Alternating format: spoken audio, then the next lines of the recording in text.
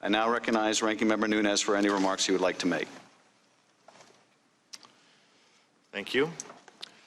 Throughout these bizarre hearings, the Democrats have struggled to make the case that President Trump committed some impeachable offense on his phone call with Ukrainian President Zelensky. The offense itself changes depending on the day, ranging from quid pro quo to extortion to bribery to obstruction of justice, then back to quid pro quo.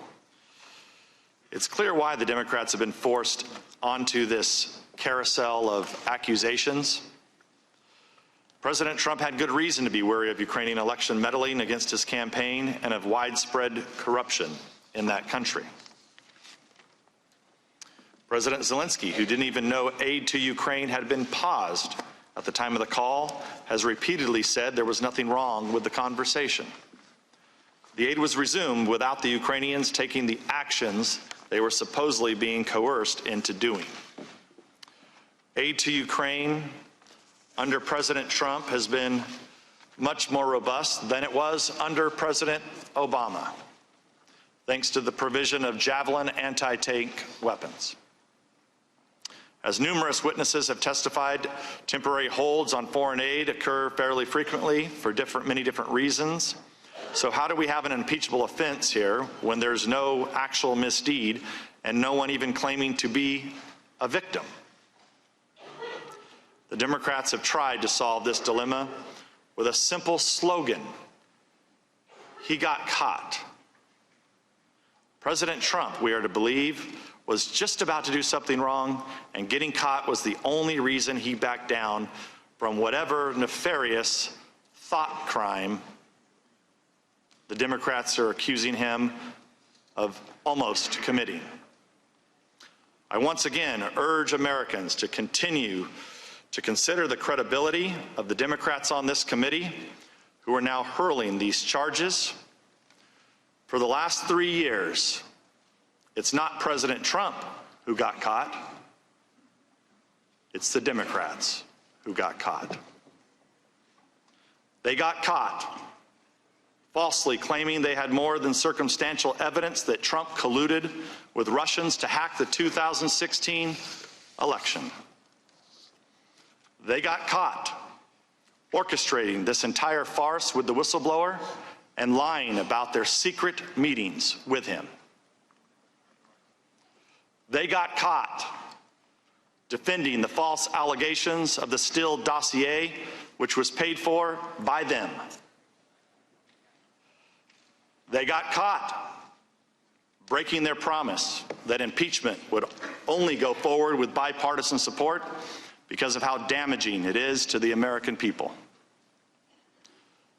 They got caught running a sham impeachment process featuring secret depositions, hidden transcripts, and an unending flood of Democrat leaks to the media. They got caught trying to obtain nude photos of President Trump from Russian pranksters, pretending to be Ukrainians.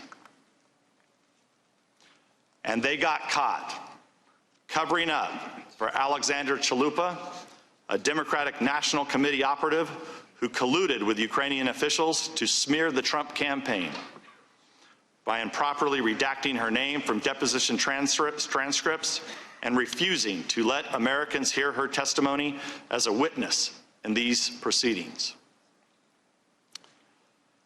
That is the Democrats' pitiful legacy in recent years. They got caught.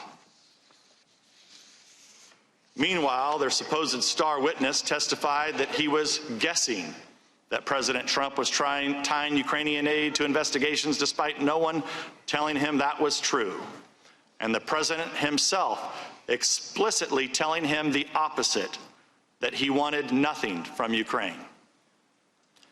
Ladies and gentlemen, unless the Democrats once again scramble their kangaroo court rules, today's hearing marks the merciful end of this spectacle in the Impeachment Committee, formerly known as the Intelligence Committee.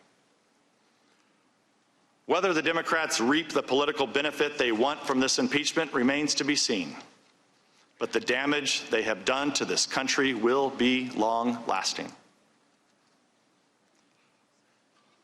With this wrenching attempt to overthrow the president, they have pitted Americans against one another and poisoned the mind of fanatics who actually believe the entire galaxy of bizarre accusations they have leveled against the president since the day the American people elected him. I sincerely hope the Democrats end this affair as quickly as possible so our nation can begin to heal the many wounds it has inflicted on us. The people's faith in government and their belief that their vote counts for something has been shaken. From the Russia hoax to this shoddy Ukrainian sequel, the Democrats got caught. Let's hope they finally learn a lesson, give their conspiracy theories a rest, and focus on governing for a change. In addition, Mr. Chairman, pursuant to House Rule 11, Clause 2J1, the Republican members transmit our request to convene a minority day of hearings. To date, you have blocked key witnesses that we have requested from testifying in this partisan impeachment inquiry. This rule was not displaced by H.Res. 660, and therefore, under House Rule 11, Clause 1A, it applies to the Democrats' impeachment inquiry.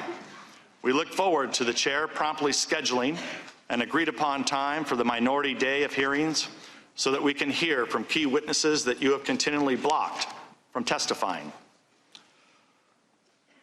I'd also like to take a quick moment on an assertion Ms. Hill made in the statement that she submitted to this committee, in which she claimed that some committee members deny that Russia meddled in the 2016 election. As I noted in my opening statement on Wednesday, that in March 2018, Intelligence Committee Republicans published the results of a year-long investigation into Russian meddling.